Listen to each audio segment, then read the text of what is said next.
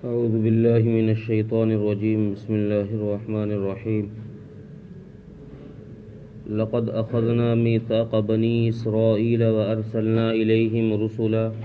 كلما جاءهم رسول بما لا تهوى أنفسهم فريقا كذبوا وفريقا يقتلون وحسبوا ألا تكون فتنة فعموا وصموا ثم تاب الله عليهم ثم عموا وصموا كثير منهم والله بصير بما يعملون.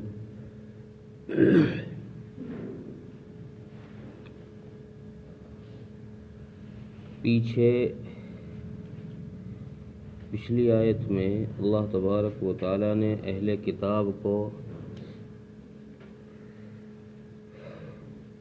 اللہ پر ایمان لانے اور آخرت پر ایمان لانے کی دعوت دی. دعوت کیا؟ ایک طریقے سے خوشخبری دی کہ جو لوگ اللہ پر اور قیامت کے دن پر ایمان رکھتے ہیں، خواہ وہ اہل کتاب میں سے ہوں یا کسی بھی مذہب میں سے ہوں، ان پر مرنے کے بعد نہ کوئی خوف ہوگا، نہ وہ غمگین ہوں گے. اس آیت کے اندر اللہ تبارک و تعالی نے پہلی آیت میں یہ بتایا کہ بنی اسرائیل ایسی قوم ہے کہ ہم نے ان سے تورات کے اندر اس بات کا عہد لے لیا تھا، اس بات کا وعدہ ہم نے ان سے کرا لیا تھا کہ تم کو سارے انبیاء پر ایمان لے کر آنا، کسی نبی کے ساتھ چھیڑ خانی نہیں کرنی، کسی نبی کی تکذیب نہیں کرنی، کسی نبی کے ساتھ قتل و غارت گری کا معاملہ نہیں کرنا، تم نے سب کو ماننا ہے. اور آخر میں حضرت محمد صلی اللہ علیہ وسلم تشریف لائیں گے، اس پر بھی تم نے ایمان لے کر آنا. لیکن اس عہد کا نتیجہ کیا نکلا؟ اللہ تبارک و تعالی نے اس آیت میں یہ بات فرمائی کہ نتیجہ یہ نکلا کہ ہم نے ان کے پاس جتنے رسول بھیجے، بنی اسرائیل کے پاس جتنے رسول بھیجے، رسول سے مراد نبی بھی ہیں، جتنے بھی ہم نے ان کے پاس پیغمبر بھیجے، تو ان کا کام یہ تھا کہ وہ پیغمبر جب بھی کوئی حکم الہی ان کے سامنے پیش کرتا، اس نبی پر کوئی وحی آتی اور نبی ان کے سامنے اس وحی کو پیش کرتا کہ بھئی اللہ کا یہ حکم نازل ہوا ہے، اللہ نے یہ حکم دیا ہے، تو اگر وہ حکم ان کے پسند کا ہوتا، ان کی منشا کے مطابق ہوتا، ان کے چاہت کے مطابق ہوتا،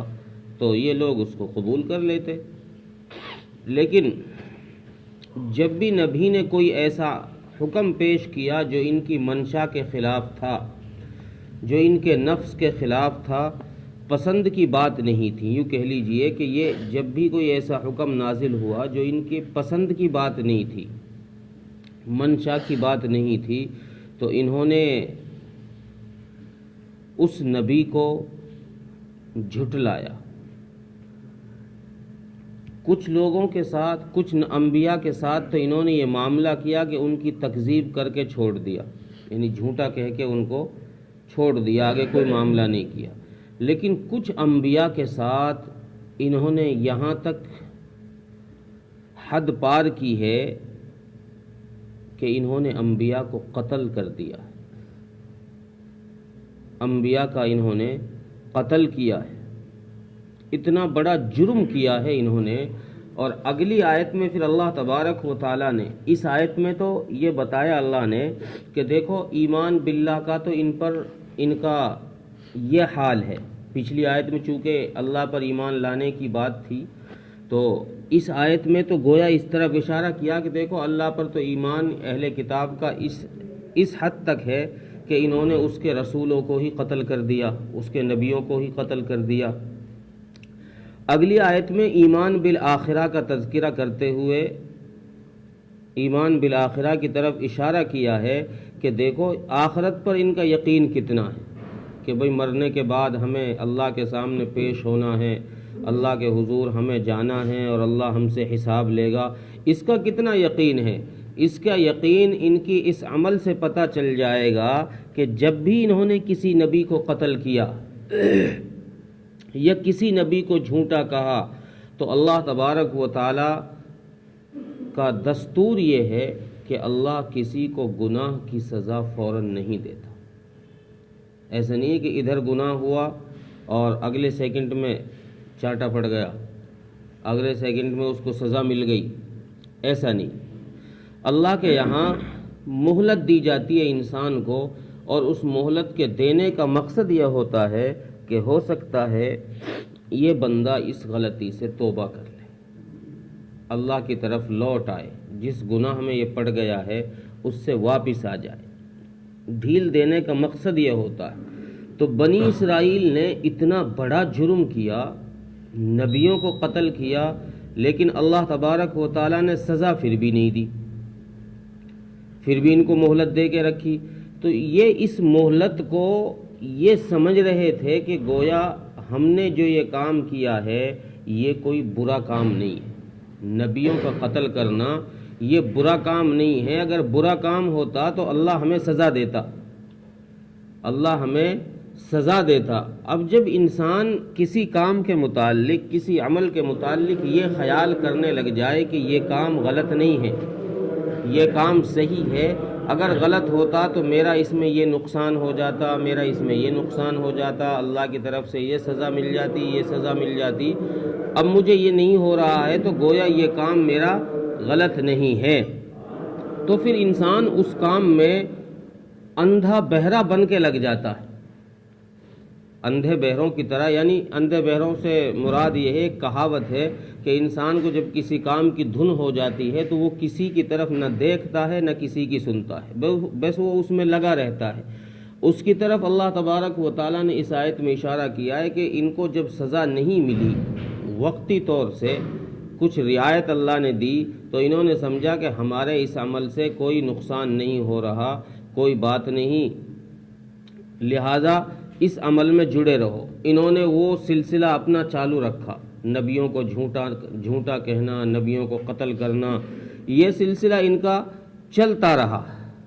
پھر اللہ تبارک و تعالیٰ نے جب یہ بالکل اندھے بہرے ہو گئے، کسی کی نہ سن رہے تھے، نہ کوئی صحیح غلط کی ان میں تمیز رہی تھی، تو اللہ تبارک و تعالیٰ نے ان پر دوبارہ رحم فرمایا، دوبارہ اللہ نے ان پر رحم فرمایا۔ گویا یہ کہہ لیجئے کہ ان کی طرف اللہ تبارک و تعالیٰ کی رحمت متوجہ ہوئی اور ان میں حضرت عیسیٰ علیہ السلام کو بھیجا، حضرت زکریا علیہ السلام کو بھیجا، حضرت عیسیٰ سے پہلے حضرت یحییٰ علیہ السلام کو بھیجا۔ ان میں دوبارہ سلسلہ نبیوں کا بھیجنے کا اللہ نے شروع کیا۔ تو دوبارہ نبیوں کا سلسلہ اس لیے شروع کیا تھا کہ ہو سکتا ہے یہ شرما جائیں اور اب ایسی غلطی نہ کریں جیسی انہوں نے پہلی کی ہے، ہو سکتا ہے یہ بات مان لیں، کسی نبی کا کلمہ پڑھ لیں، اس نبی کی اتباع پر آ جائیں۔ لیکن ان لوگوں نے، ان میں سے اکثر کچھ لوگ تو ایسے نکلے جنہوں نے ان نبیوں کی بات کو مانا، جو ان پر ایمان لے کر آئے، ان کی بات انہوں نے تسلیم کی، لیکن ان میں سے اکثر وہ لوگ تھے جو ان نبیوں کے آنے کے بعد بھی اندھے بہرے بنے رہے۔ انہوں نے پھر اپنی اسی چال کو چلا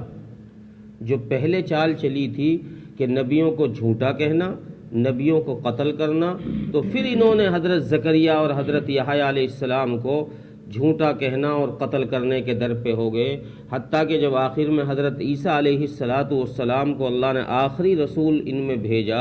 تو حضرت عیسیٰ علیہ السلام کے بھی قتل کے در پہ یہ لوگ آ گئے۔ یہ ان کا حال رہا، اور یہ اس حال پر جو اللہ تبارک و تعالیٰ نے ان کو ایک دم سزا نہیں دی، سزا تو ملی ہے ان کو، ان کا بندر بنا، ان کا سور بنا، ان کی شکلیں بدلی، سزائیں تو ملی ہیں، لیکن وہ اللہ تبارک و تعالیٰ نے کچھ انتظار کے بعد دی ہیں، ان کی دیکھ کر کے بھئی توبہ نہیں کر رہے اب سزا دینی ہی پڑے گی، وہ بعد میں ملی ہیں ان کو سزائیں، لیکن وقتی طور سے فوراً ان کو جو سزا نہیں ملی انہوں نے اس کو ڈھیل سمجھا اور یہ سمجھا کہ بھئی یہ تو کوئی معاملہ ہی نہیں ہے، یہ کوئی غلطی اور گناہ کا کام نہیں ہے نبیوں کو قتل کرنا، اگر کوئی گناہ ہوتا تو اللہ سزا تو دیتا، لہذا یہ کام اپنا چالو رکھا، اور انہوں نے اس عمل کو چالو رکھا اور یہ سمجھتے رہے کہ یہ کام صحیح غلط نہیں ہے۔ اور اللہ تبارک و تعالیٰ فرما رہے ہیں واللہ بصیر بما یعملون، کہ جو یہ کر رہے ہیں، یہ یہودی جو کر رہے ہیں، اہل کتاب جو کر رہے ہیں، اللہ تبارک و تعالیٰ کو ان سب کا خبر ہے، ان سب کو دیکھ رہا ہے اللہ کوئی ایسا نہیں ہے کہ اس سے کہیں چھپا جائے اور اس سے آدمی چھپ سکے۔ واللہ بصیر بما یعملون، اللہ ایسا بصیر ہے کہ وہ رات کی تاریکی میں بھی نظر بنائے ہوئے، جیسے ہم دن میں دیکھتے ہیں، ہم سے کہیں زیادہ، کئی گنا زیادہ اللہ تبارک و تعالیٰ کی نظر رات کے اندھیرے میں بھی بندوں پر ہوتی ہے۔ تو اللہ نے یہی بات فرمائی ہے کہ یہ اپنے اس عمل کو یہ نہ سمجھے کہ یہ کوئی خراب عمل نہیں ہے، ہم نے ان کو مہلت دے رکھی ہے، ایک ٹائم آئے گا ہم ان کی پکڑ فرمائیں گے، ہمارے ان کے ایک ایک حرکت پر نظر بنی ہوئی ہے، ایک ایک حرکت ہمارے یہاں ان کی نوٹ کی جا رہی ہے۔ ترجمہ دیکھیں، لقد اخذنا میثاق بنی اسرائیل، اور ہم نے بنی اسرائیل سے پختہ عہد لیا، وارسلنا الیہم رسولا، اور ہم نے ان کے پاس رسولوں کو بھیجا، کلما جاءہم رسول بما لا تہوی انفسہم، جب بھی کوئی رسول ان کے پاس کوئی حکم لے کر آیا ایسا جو ان کے نفس کو خلاف ہو، جو ان کی چاہت کے خلاف ہو، تو فریقاً کذبوا وفریقاً یقتلون، تو ان میں سے کچھ کی انہوں نے تکذیب کی، جھٹلایا، اور کچھ کو انہوں نے قتل کیا ہے۔ وَحَسِبُوا أَلَّا تَكُونَ فِتْنَةٌ فَعَمُوا وَصَمُّوا، اور وہ یہ خیال کرتے ہیں کہ یہ کوئی وَحَسِبُوا أَلَّا تَكُونَ فِتْنَةٌ، یہ کوئی غلط کام نہیں ہے، گناہ کا کام نہیں ہے، فَعَمُوا وَصَمُّوا، سو وہ اندھے اور بہرے ہو گئے ہیں، ثُمَّ تَابَ اللَّهُ عَلَيْهِمْ، پھر اللہ تبارک و تعالیٰ نے ان کی توبہ قبول کی، اللہ کی رحمت ان پر پھر ہوئی، ثُمَّ عَمُوا وَصَمُّوا كَثِيرٌ مِّنْهُمْ، لیکن اس رحمت کے ہونے کے باوجود بھی، اس رحمت کے ہونے کے بعد بھی ان میں سے اکثر لوگ بہرے اور اندھے بنے رہے۔ واللہ بصیر بما یعملون، اور اللہ تبارک و تعالیٰ جانتا ہے جو وہ کرتے ہیں، اللہ دیکھ رہا ہے جو وہ کر رہے ہیں۔ اللہ تعالیٰ